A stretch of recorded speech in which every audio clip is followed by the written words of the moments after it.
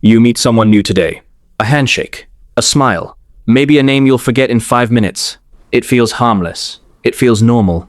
But somewhere deep inside your brain, something older than language is quietly running a threat assessment. For most of human history, that handshake would have been a matter of life and death. Think about the last time you passed a stranger on an empty street at night. Your pace probably changed. Your eyes probably moved before your mind caught up. You didn't decide to do that. Something older decided for you. That reaction isn't random. It's a survival program. And it was written a very long time ago. For nearly all of human existence, a stranger was not just an unknown person. A stranger was a walking question with only 2 possible answers: friend or threat. And getting that answer wrong could end your life. Picture a small group of early humans, maybe 30 people, moving across the African savanna around 200,000 years ago. Everyone in that group knows everyone else. They know who shares food, who steals it, who can be trusted with a child, and who can't be trusted at all. Now picture a figure appearing on the horizon, someone from outside the group. What do you think happens next? The anthropologist Sarah Blaffer Hrdy has spent decades studying why humans, unlike almost every other primate, became so deeply cooperative. Her research points to something surprising. Early human survival depended on shared childcare, shared food, and constant mutual trust within the group. But that trust had a price. It only worked because everyone inside the circle had been tested, watched, proven, over years, to follow the same rules. A stranger hadn't been tested. A stranger was an unknown variable in a system where the wrong variable could mean starvation, violence, or death. So the brain adapted. It built a fast, automatic system for sorting people into 2 categories: us and not us. This is where it gets strange. Your brain still runs that exact same program, right now. Today. In the 1970s, the evolutionary biologist Robert Trivers proposed something called reciprocal altruism. The basic idea is simple. Humans help others because, over time, that help gets returned. You scratch my back, I scratch yours, and both of us survive a little easier. But reciprocal altruism only works if you can remember who has helped you before, and who hasn't. A stranger is someone with no history. No favors owed, no debts to collect. From the perspective of an ancient human brain, a stranger is a blank page in a world where blank pages were dangerous. Here's the part that should make you pause. Your brain doesn't know it's 2026.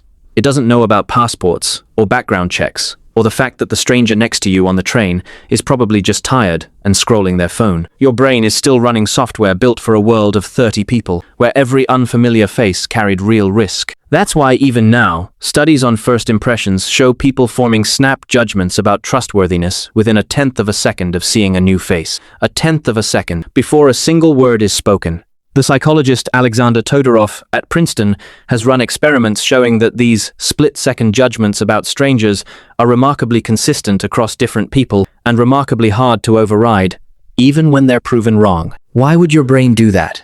Why would it judge someone before they've done anything at all? Because for most of human history, waiting for evidence could get you killed. If a stranger raised a weapon, the humans who paused to gather more information didn't get a second chance. The ones who survived were the ones who reacted first and asked questions later. That instinct didn't disappear when humans started building cities, writing laws, and inventing money. It just got buried under all of it. Now here's the twist. You'd think, with all this built-in suspicion, that strangers would have always been treated as enemies.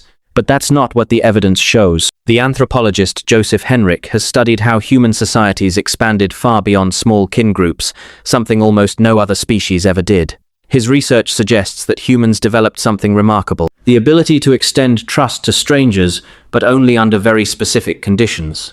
Shared rituals, shared symbols, shared stories. If a stranger wore the same markings, spoke the same language, or followed the same customs, something shifted. The brain's threat detector quieted down. The stranger became, in a sense, less of a stranger. This is why ancient trade routes weren't just about goods. They were about symbols. A specific necklace, a specific tattoo, a specific way of greeting someone, all of it worked like a password. It told the brain, this person is one of us, even if you've never met them before. Without that password, though, the old system stayed in control. Suspicion first, trust later, if ever. And this is where the story bends back toward you. Think about how you decide, today, whether to trust someone you've just met. Maybe they went to the same school as you. Maybe they support the same team. Maybe they're wearing a shirt with a logo you recognize, or they mention a show you also watch. None of that information tells you anything about whether this person is honest, kind, or safe. But your brain doesn't care. It's not looking for proof. It's looking for the password. The same circuitry that once scanned for tribal markings on a savanna is now scanning for a college sweatshirt, a shared accent, or a familiar meme. There's a reason online communities built around very specific, niche interests often feel like instant friendship. The narrower the shared interest, the stronger the signal. To your ancient brain, that's not a coincidence. That's the oldest trust shortcut there is, just running on new hardware. And there's a darker side to this too. The same instinct that lets you bond instantly with someone who shares your interests is the instinct that makes you instinctively wary of people who don't. Researchers studying intergroup bias, including work led by the psychologist Henri Tajfel decades ago, found that people will favor members of their own group, even when that group was created moments earlier and means nothing at all. A coin flip, a random assignment, and suddenly, us and them exist. That's how deep this goes. Your brain doesn't need a real tribe. It just needs the feeling of one. So the next time you feel an instant, unexplainable comfort around someone, or an instant, unexplainable unease, pause for a second.